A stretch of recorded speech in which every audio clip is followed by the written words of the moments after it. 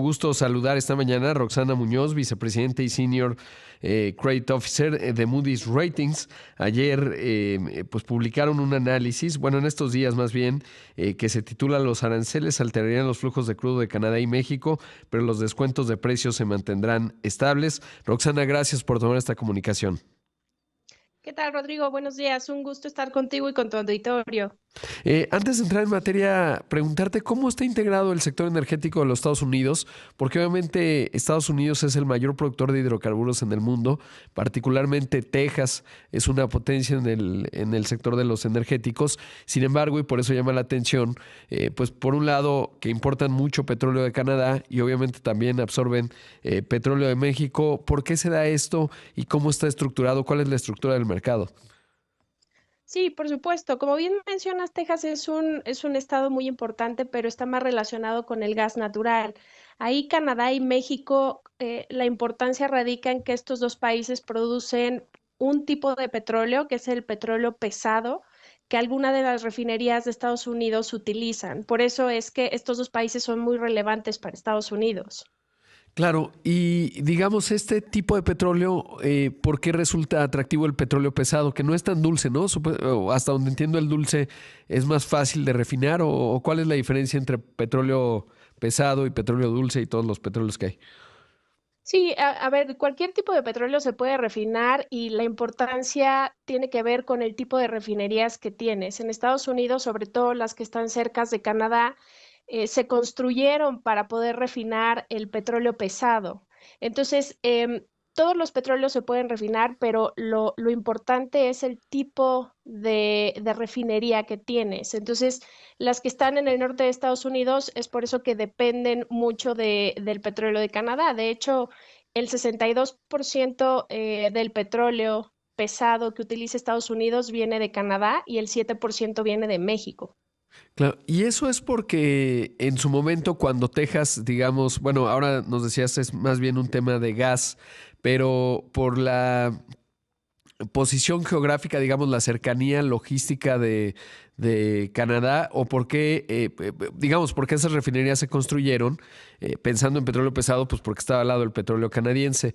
Pero ¿cuál es la razón por las que por principio se construyeron ahí, y siendo que Estados Unidos pues produce mucho petróleo en sí mismo?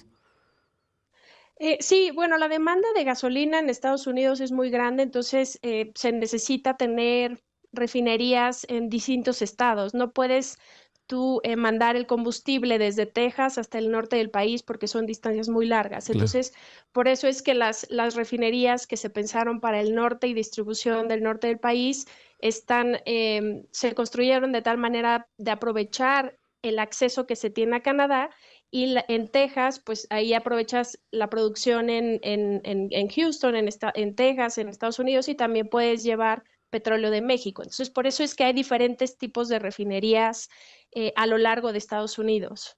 Sí, es que el tamaño continental de la Unión Americana en parte explica esto. Y bueno, me decías, el petróleo mexicano, pues obviamente es petróleo pesado y supongo que hay refinerías en la parte del Golfo, ¿no? Que es a donde lo exporta México. ¿Y qué porcentaje del petróleo que produce México lo está exportando? En 2023, que son los últimos números que tenemos, México exportó el 40% de su petróleo y esto representó el 7% del total de Estados Unidos. Y ahora, México, ¿cómo le va en la parte de las gasolinas? Porque obviamente importamos más de lo que consumimos, ¿no? Es decir, estamos por ahí, si la cifra no me falla, 60% de la gasolina que se consume en México es de importación. Es correcto, 60% de la gasolina la traemos de Estados Unidos y también 50% del diésel. Entonces, ambos productos. em, lo principal es la importación que tenemos de Estados Unidos, Ahora, justo por la cercanía. claro, y quería irme a todo este entorno, hacerte estas preguntas para entender, digamos, pues cuál es el rompecabezas. ¿Qué ha ocurrido con el tema de los aranceles de Donald Trump y cómo afecta a este sector? Bueno, este sector es uno de los sectores que no se vio afectado y la principal razón es porque si tú le pones aranceles al petróleo que importa Estados Unidos, bueno, en automático subirían el precio de la gasolina y del diésel.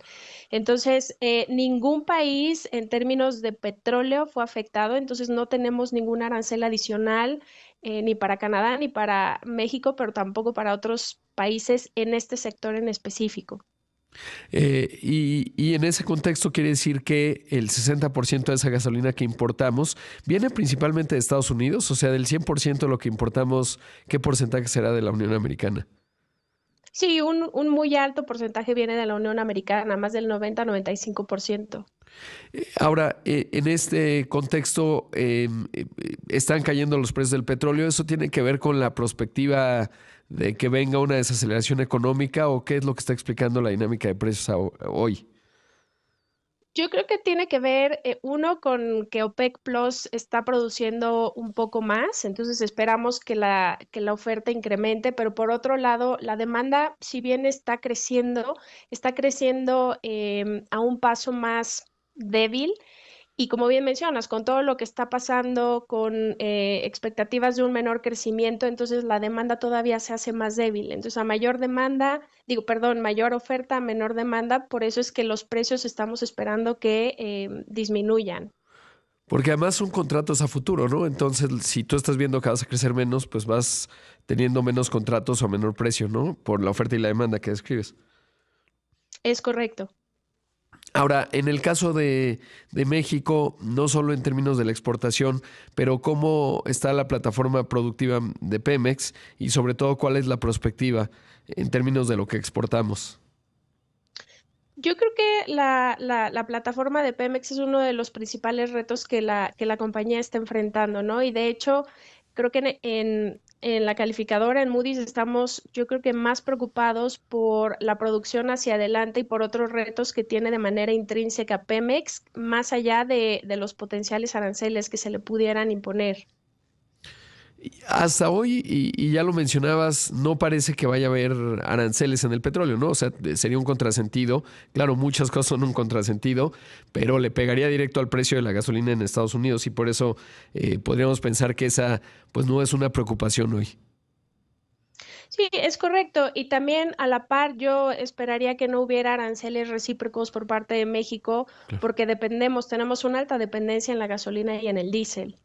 Sí, o sea, en un momento en donde cae los precios internacionales, obviamente eso incluye la gasolina, pues ahí le ayuda incluso a las finanzas públicas mexicanas por el tema de los IEPS, en un entorno fiscal relativamente complicado ante un país que está desacelerando fuerte, si no está ya en una recesión leve, pero eso es lo que está viendo. Roxana, debo hacer un corte, pero te quiero pedir la bondad de tu tiempo para platicar un poco más, sobre todo porque es interesante tener el mapa completo, digamos, del sector energético de la región Norteamérica y particularmente lo que mencionabas ahora, los desafíos de petróleos mexicanos que tienen que ver menos con barreras arancelarias y más con temas internos, pero si me aguantas el corte, regresamos y seguimos conversando. Claro que sí, con mucho gusto. Gracias. Esta mañana está con nosotros Roxana Muñoz. Ella es vicepresidente y Senior Credit Officer de Moody's Ratings. Vamos a un corte, regresamos. Está con nosotros Roxana Muñoz, vicepresidente y Senior Credit Officer de Moody's Rating, y estamos hablando, bueno, pues del impacto que tendrían los aranceles. Prácticamente nos ha dicho Roxana, pues realmente es la menor de las preocupaciones con respecto a petróleos mexicanos, porque no se ve que Estados Unidos los pudiese aplicar, porque esto se reflejaría rápidamente en los precios de la gasolina allá en Estados Unidos. Y nos decía Roxana acerca, pues, de los retos que tiene Petróleos Mexicanos. ¿En qué momento está Pemex hoy? Por ahí había visto un discurso del director general de Pemex diciendo que estaban abiertos a no convencionales. Ahí habría una buena posibilidad. Obviamente no es algo que resuelve los problemas inmediatos, pero claramente la producción de Pemex pues está decreciente, no está, digamos, avanzando. ¿Cuál es el estado de las cosas en Pemex? Sí, en términos de producción, como bien mencionas, vemos que Pemex está registrando una caída en la producción, ¿no? Recientemente se aprobaron las leyes secundarias de lo que se puede considerar la reforma energética que se llevó a cabo el año pasado.